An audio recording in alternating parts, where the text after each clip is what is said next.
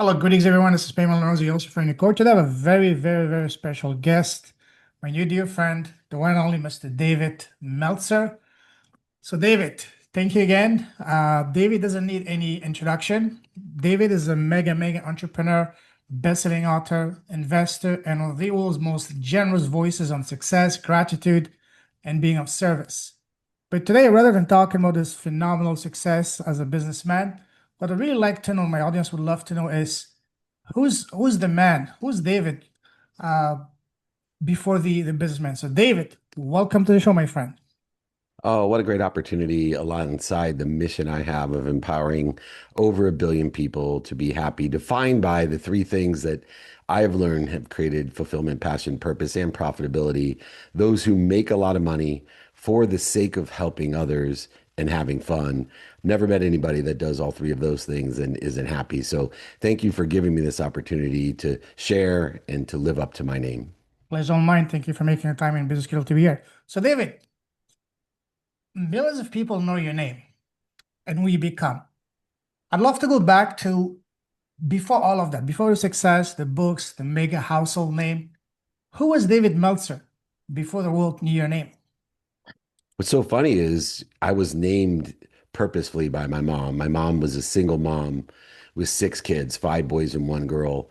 She was a second grade teacher, came home, packed our dinner, usually in a paper bag, drove us around Akron, Ohio, and filled up turnstiles at convenience stores with greeting cards just so we could eat.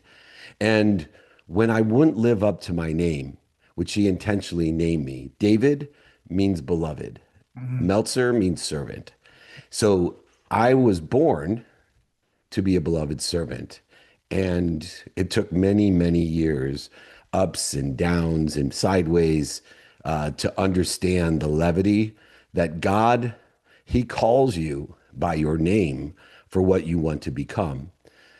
People will call you by your name for what you were, but God will call you for what you want to become. Absolutely. And would you say that looking back at your life, you've answered that call beautifully, at least the way you were I am expected to? I'm answering it. I think I have great potential, an infinite amount of potential. And so it's for me, the progress is accelerated, it's aggregated, and it's compounding late in my life. But for me, my primary focus is always on what are the thoughts that I have aligned with where I want to be or better? What perceptions do I have? What meaning do I give it? What intentions do I have? And are my behaviors aligned with this divine direction that I've been given? Or are my behaviors interfering with it? The one thing I can tell you is that I spend far less time, only minutes and moments, interfering with my divine direction. Beautiful. And when did you realize what was your calling? Was it a specific moment or something progressive? It actually was a very weird day. 2 or 3 years before I had lost everything. I had lost over $100 million. I went bankrupt. My mom and my wife had set me free and forward, reminding me of the importance of not only wisdom and humility, but faith. Mm, And reminding myself every day that you're either humble or you're about to be. But years after I lost everything, I had made more money and I was helping more people, and I certainly was having much more fun. I stopped trying to fill the God-sized hole with everything but God. And I was talking to my wife. I had purchased her dream home in San Diego. We both grew up together on the beach, and I was telling her that I want to do whatever I can to thank her. And she told me, well, then take care of yourself. She said, you need to take care of yourself. You're overweight, you're stressed out, you're always trying to help everybody, but you're not going to be able to do that if you don't take care of yourself. And right when she said that, my youngest daughter, who was 12 at the time, came into the room crying. And I said, well, what's the matter? And she told me that one of her best friends, a young lady, 12 years old, coming from a very happy family, married, no drugs, no alcohol, had killed herself. oh, And I was like, whoa. Like I understand depression and PTSD and CTE and alcoholism and drug addiction and true depression that comes from being older and making the wrong decisions. But how could a 12-year-old from this background even fathom taking her own life? So I immediately, as I was crying, I said, I'm going to go for a walk. And I took off my shoes and socks and I walked on the beach. And at that time, I have to tell you, when people told me that they had a calling, I would say, roll my eyes, there's no calling. You Yeah. just do your best, learn lessons, and have fun. But I will tell you, when I was walking, I was called to become.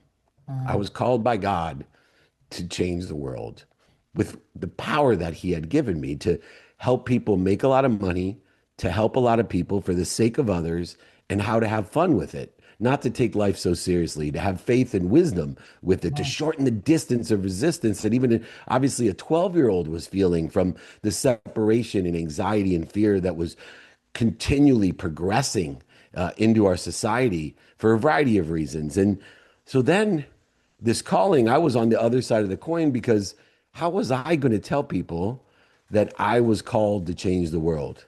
That God spoke to me. So I called my mentor, a man named Tim Story. You may know who that is. He's a phenomenal mentor. And I said, Tim, I know you're religious. You've been around Oprah. You're the comeback coach of all time. You're my comeback coach of all time. What what is this? What am I supposed to do with it? People are going to laugh at me, scoff at me, make fun of me. I'm going to lose all credibility of some religious freak that God spoke to. I'm not Moses. There wasn't a burning bush. And he said something that changed my life. Tim Story said, David, God will not give you an invitation mhm. without already knowing the limitations. Yes. That's something I can really relate with. You mentioned God as something I'm also very attuned with. Especially for me, I always believed that God was never religious. At the start of this year, I was going through some tough time, and those tough times really got me even closer to God. And now, by the grace of the Lord, I'm getting on the right track, busy getting on the right track. I'm focusing on the right track. So you, David, you mentioned God a few times. Did you always have a very strong connection with God as something that came on with life, with obstacles that you were facing? Tell us about how your real connection and relationship with God. Well, my original connection was religion. My Mhm. family was very religious, and I was resistant to that which separates us. I was resistant to dogmatic principles and philosophies that seemed to be outdated and unapplicable to my life. And so it moved me in the wrong direction. And so for me, the day that I understood what this idea of God was, when I had to tell my mom that I lost everything. And not only did I lose everything, you see, you don't tell people you lost over 100 million. You wait till the very, very last minute to tell your wife, and you definitely don't tell anyone else. So this was going to become a huge surprise to my mom. But here's the worst thing. I lost my mom's home when the only reason I wanted to be rich was to buy her that home. Oh, only reason. So when I told my mom, barely coherently, because I was crying like a 4-year-old, and I told her, Mom, I lost everything. I'm bankrupt. I lost your home. You need to move. My mom's response was, Are you okay? Oh, wow. Do you need any money? I said, Mom, I don't think you heard me. You need to move. They are going to evict you, foreclose on your home. You are going to need to find a place to live. Oh, I heard you, baby. What can I do to help you? I said, Mom, in tears, why is God punishing me? Because my mom's very religious. And where was this God? And my mom said, Oh, sweetheart, God does not punish. Okay. God is protecting you, promoting you, loving you, and perfecting you. You're almost 40 years old. You need to figure this out. Yeah. I said, Mom, well, I don't believe in God. And she looked at me right in the eyes with a big smile and said, Oh, David, you believe in God. You Mm. just believe in the wrong God.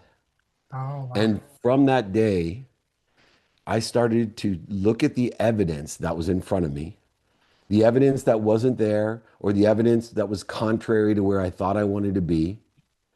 And I said to myself, this evidence that I don't understand is evidence that will protect me, promote me, love, and perfect me because there's an omniscient, all powerful, all knowing, infinite, abundant, unified system of thought that loves me more than my mom and Mhm. knows everything. And that faith took me from a basement that had a basement where I lost my mom's home. That faith allowed me to shorten the distance of resistance. That faith allowed me to wake up every morning grateful and go to bed every night grateful that there was something bigger than me that loved me more than my mom. Beautifully said, absolutely. And one thing I realize myself is even in the worst moment, it's not God punishing you. God is preparing you, protecting you, just Yeah, like you said yourself. Because on the other side of that, basically, something has to die for something even more bigger, beautiful, more fulfilling to be reborn. So, exactly. You empty that vessel to fill up a bigger yeah, vessel. beautiful. David, was there a moment in your life when someone showed you an unexpected amount of kindness that or belief that literally shook you to the core and changed your belief and your direction forever? Yeah, I mean, there's been many people. My mom would be someone, my wife would be another. Outside of that, Dr. Wayne Dyer, Bob Mhm. Proctor, Jack Canfield, Yes. these are mentors of mine that uh, gave me their time, generosity, and wisdom. And then, of course, for me, I had a business mentor that uh, was an extraordinary uh, business person. And so, as you mentioned, I do a lot of interviews because of the business success that I have. But when it comes to the business acumen, people like Leigh Steinberg have changed my life. I was the CEO of the most notable sports agency in the world. And of course, Napoleon Hill, I'm the chairman of Napoleon Hill Institute. So if you haven't read Think and Grow Rich, if you haven't read Outwitting the Devil, those books changed my life as well. Beautiful. So, among all of those phenomenal guidance, leadership you've been blessed with, what did they really teach you about the kind of leader that you, David Meltzer, want to become? First and foremost, like, as a man, as a human being, before even the businessman. They taught me to be an intelligent follower, to Mhm. appreciate differences, not separate us, to understand the distinction between and categorization of behaviors between is this what I'm doing, saying, thinking, feeling, and believing aligned with where I want to be or better? Or am I doing, saying, thinking, feeling, and believing interfering with where I want to be or better? And this simple categorization from all of them combined with the desire that you must be what you can be. You must be what you can be is the common denominator of all the billionaires, millionaires, entrepreneurs, celebrities, athletes, and entertainers that I have been blessed to surround myself with. They all have one thing in common. They all have a desire that they must be what they can be. Love that, love that, love that. One thing that we both understand, especially you've been at the highest level, is the power of introductions. So, David, looking back at your life, was there one specific introduction, one relationship, or one room that you walked into that really completely changed the trajectory of your life and your business? For sure. Mr. Wynn, Mhm. Steve Wynn, actually introduced me to his best friend. And Leigh and I worked with him for 7 years, traveling back and forth from Las Vegas. A billionaire who, uh, when I met him, he said, "Son, you see the world like this. I'm going to teach you to see it like I this." love it. And then he said something that was even more important. He said, "And I'm going to teach you to love you." Oh, wow. Be- I never, I wasn't that person. I was a pleaser. I cared. I went from great FOMO and FOPO, fear of other people's opinion and fear of missing out, Yeah, to JOPO and JOMO, to the joy of missing out and the joy of other people's opinion. I love And that. what a great business lesson. And I'm forever grateful for this man who I call Mr. D. Beautiful. And specifically speaking of Mr. D, when you opened the right room for you, why do you think that happened when it happened? So there's a mathematical equation of luck, and it's what you pay attention to Mhm. plus what you give intention to. It equals the coincidences, the coinciding of the universe. So I know that at that time I was putting my attention in intention into the coincidence of meeting him. Beautiful, beautiful, beautiful. Now, after all that you've accomplished in your life and you're going to be accomplishing for years and decades to come, what does leading with a heart really actually mean to you as a man, as a human being? Leading with my heart um, means to me that I am in definite purpose. Uh, the heart understands the meaning that we give things. The meaning determine our behaviors, and our behaviors determine our results. And so, if I am not heart centered, if I am not an intelligent follower, if with my heart I am not utilizing a definiteness of purpose that is unwavering, regardless of the evidence today or the evidence contrary to where I want to be, to me, it's the heart that determines where we're going to be in the future as well as what we are going to become. That's a perfect segue for what I want to to expand on now, and that is there are people all around us that have phenomenal talent, brilliant things, yet they feel invisible. What's that one truth that you want them to understand so that the world actually catches on to their name? You can't find outside of you Mm, from what you can't see inside of you. You are full of light. You need to liberate it. And the only way to do it is to do the inner work. If you want people to recognize, to be aware, you need to clear the interference internally. You need to release the memories that are interfering with where you want to be or better. You see, the self image, our self identification, our self image is determined by the meaning we give the failures, successes, the defining moments, historical relevances, the mistakes in our life. And so many people limit their self image by the meaning they give their past. And you have 100% power on the meaning that you give everything. And just remember, you will never overachieve your own self image. So if you would like to be recognized, acknowledged, remembered, recollected, then do the work inside and you will find everything you desire outside. absolutely, absolutely. The last question that I want to ask you, and that's my favorite question, that is, what is the one thing, the smallest thing you've done that is at the deepest, most profound positive impact in both your life and your business? For me, it's been starting my podcast, opened the world for me. What about you, David? Asking for help. Uh, Ooh, Asking for help. You know, when we ask for help, we don't realize that when we're able and capable of helping someone, we're closest to God. When we're able and capable of helping someone, we're at our higher self. So when you ask for help, you are allowing somebody to be closer to God, allowing someone to be passionate, purposeful, and profitable. You are giving them a greater gift than you're asking for.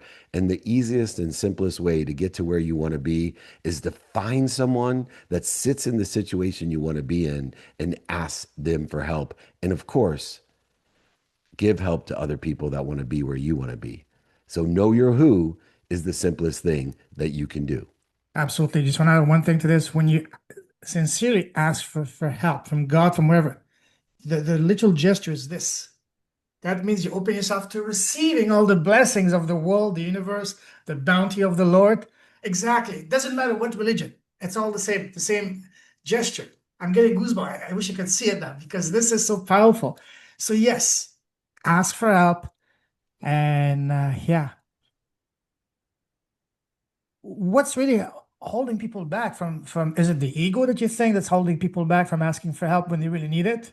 Of course, it's our limited beliefs that Mhm. we are somehow in a trade, a negotiation, or it's not humble to ask for help. When I believe asking for help illustrates your true faith that there's more than enough of everything for everyone, and that you are giving this great gift to be closest to God by allowing other people to be able and capable of helping us. Speaking of helping, what is David Meltzer currently working on that's really exciting you so that you can help and impact even bigger amount of people worldwide around you? I have a strategic alliance accelerator that I have thousands of people in so if you're somebody who wants to help other people but also needs help, it's a group of people that want to help each other and know people that help each other. And we meet virtually on Monday. We have a private networking accelerator every single day. You get to come to my exclusive events, 200 events. So if you would like to join our Strategic Alliance Accelerator or just come to the trainings or get my newsletter, please email me directly. David means beloved, at D is my first initial, Meltzer means servant. Let me be your beloved servant, David at dmeltzer.com. Beautiful. I'll put in the show note. Listen, David, it's an absolute pleasure having you here. You truly do the heart. I salute you. Keep shining your light. Keep blessing the word, especially around the world. I remember last time you interviewed me, you were in Japan. So looking forward to having you back in this part of the world. And next time you are, let me know. I'll fly to meet you in person.